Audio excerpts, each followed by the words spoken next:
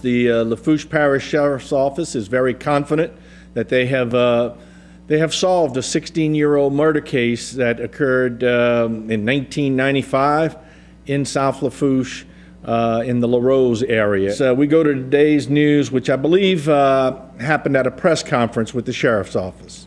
On June 21st, 1995, on a Wednesday evening, Miss Enola Boudreaux, as was customary, upon completing her daily chores and preparing for bed, took the daily newspaper and walked behind her residence to the residence of her son and his family, where she would customarily, before going to bed, bring them the paper for their use.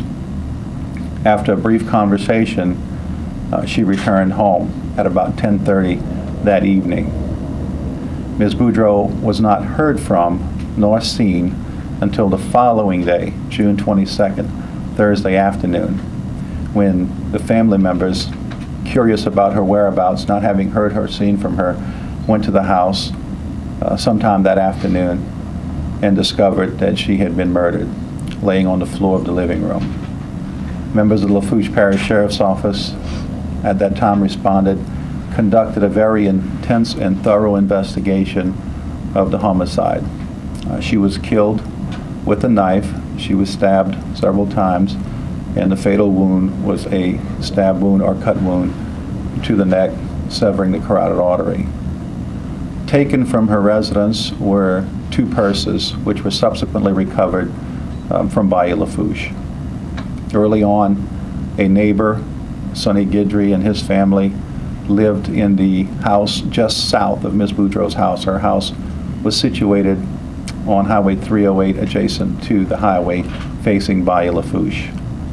The Billiot residence was located just south of that location. They had been neighbors from some period of time. Despite the best efforts and an extensive investigation, an arrest was not made. However, Sonny Guidry had been early identified as a suspect. He was 17 years old at the time that this crime was committed. Within a few months of the crime being committed, the Billiots suddenly, without notice, and in the middle of the night, packed up and moved away from their residence in the LaRose Cutoff area to Oklahoma, and have never returned to our knowledge. Earlier this year, in January of 2011, I received an email from an individual indicating that they had knowledge of information relative to this unsolved homicide. I took that information and forwarded it to the investigative unit. Detective John Dillman, who was recently hired for the purpose of investigating cold case homicides, was given the task of following up on this case. Detective Dillman took the case file from 1995, worked with the men that are here to get briefed, began reinvestigating, re-interviewing, and following up on leads. Ultimately, Detective Dillman was successful in contacting someone with direct knowledge of evidence of the crime that had been destroyed with the assistance of Diane Vining Billiot. We continued to re-interview witnesses and put together what we believed was a very strong circumstantial case implicating Sonny Guidry and his mother, Diane Vining Billiot, both as the murderer and as an accessory to first-degree murder. Detective Dillman traveled to Oklahoma, working with authorities in Oklahoma, prepared a search warrant affidavit for the purpose of getting DNA samples from both Diane and Sonny that we could then use in the hopes of having more direct physical evidence to tie them to the crime. In addition to that, the detectives brought Sonny into the police station in Blaine County, Oklahoma, for an interrogation. It was during that interrogation that Sonny Guidry acknowledged that he had in fact entered into Ms. Boudreaux's residence that evening through a side door which was unlocked at the time, according to him, that while in the residence, he was confronted by Ms. Boudreaux attempting to look for money and rob the residence. That in that confrontation, she first, upon encountering him, screamed. They had a very short dialogue, and then, in his words, he snapped and does not give any specific recollection.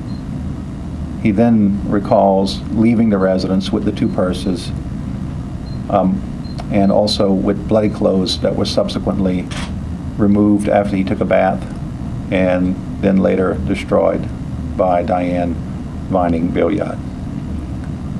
Based upon the information developed and the admissions made by Mr. Guidry, Detective Dillman applied for an arrest warrant through the local judge here in Thibodaux, charging him with the crime of first-degree murder in the death of Miss Enola Boudreaux. The warrant was signed.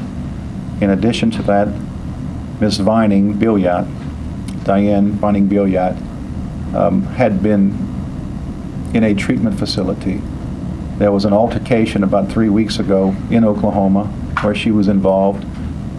As a result of that altercation and a history of other mental problems, she was in a mental health unit in Oklahoma City. Upon learning that her son was in police custody, she checked herself out and was brought to the police station where she was Mirandized and subsequently refused to cooperate and requested to be have the presence of an attorney. She was charged with an accessory to first-degree murder. Both mother and son waived extradition. They were then transported by the authorities from Oklahoma, to Louisiana, where deputies from the sheriff's office in turn met them about halfway and took custody of Sonny Guidry and Diane Vining Billiard. Now at the news conference, as he alluded to, we're going to hear from Joycelyn Terrebonne, who is actually a grandchild of the victim. I would like to say that 16 years ago, our lives changed. The unthinkable happened. We lost my little maman, my precious maman. She didn't die naturally. She didn't die in an accident. She died at the hands of somebody committing a very evil act. She was very precious to us. She was my dear maman who spoiled me since the time I was a baby. She was my mama's mama. She's somebody's sister. She was very precious to us. And 16 years ago, after finding out what happened to my dear grandmother, we began to pray and ask God that whatever was done in darkness be brought to light. Don't ever underestimate the power of prayer, because the darkness has been revealed. Somebody has been caught. God has shown who has done this, who did this to my grandma. I want to thank the Lafourche Parish Sheriff's Department for never giving up. Until it happens, may it never happen to anybody else. May you never experience such a horrific event in your lives. To have a family member, a precious, defenseless family member, slain, slaughtered, killed. I would not wish it on anybody. It's something that you would never want to experience. But I want to thank the Lafourche Parish Sheriff's Office for never giving up. We never gave up on her. We think about her every day, and we're very thankful that they never gave up on her. And I also want to add to Sonny and Diane's family members who are innocent in all of this. I know that they have to be hurting too, because I would be very hurt also to know that I had a family member who was capable of something like this. And I want to send my prayers and thoughts with them too, because that's got to be hard. It's got to be hard When you think about what they did, it's got to be very hard. So I pray also for their family members who had to endure all of this through the years as well.